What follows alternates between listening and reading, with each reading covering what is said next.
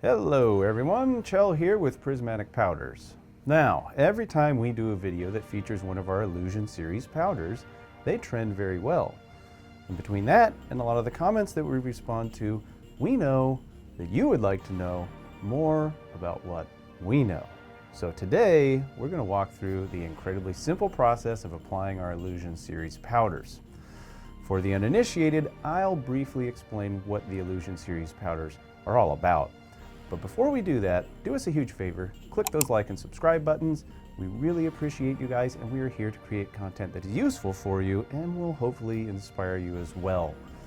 Okay, so now, the Illusion powders are designed to give you the look of a transparent or a candy, but without all that trouble of needing to be so precise with the application of the top coat.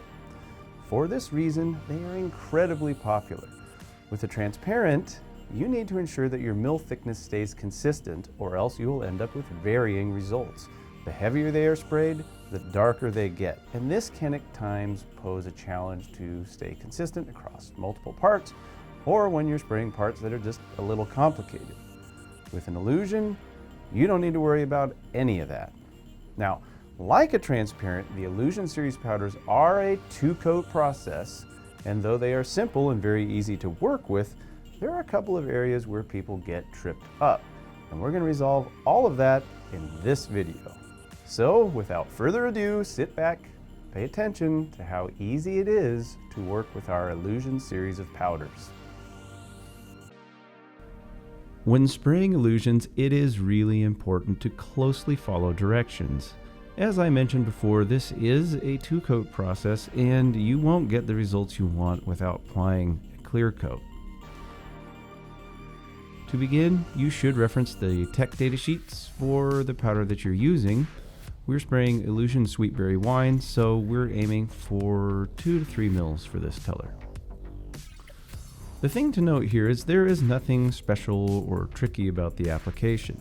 It is just business as usual. Now that this layer is on, it is time for a simple but critical step. We're going to be putting our parts into the oven, but we only want our part in the oven for about 2 minutes after they begin to flow out, so we need to keep close tabs on them. You're going to want to pay attention to the thickest areas of your parts, for example, hub flanges of a wheel. These are the areas that take the longest to flow out, and you're going to be basing your time off of these areas. This is a step that a lot of people get wrong or misunderstand, and it's a very important part of the process. It is not complicated, it just needs your attention.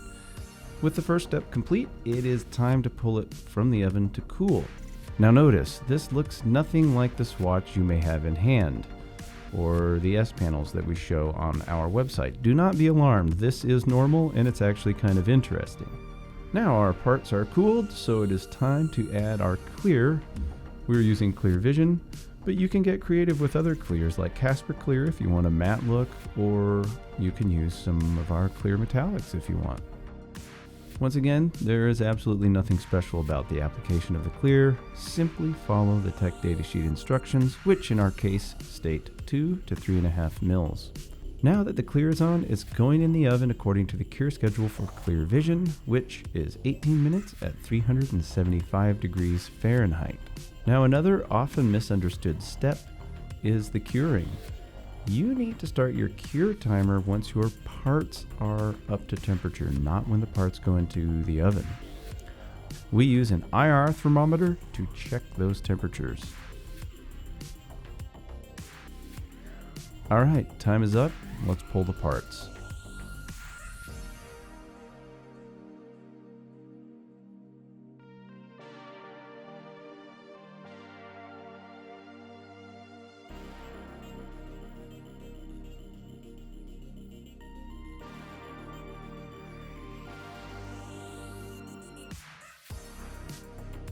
All right, check out the difference now. A candy look without anything complicated or difficult. Now that's going to do it for this video. We hope it's helpful in informing you how to spray our Illusion series of powders. Check out all the colors in that series at prismaticpowders.com. Thanks for watching, and we'll see you next time.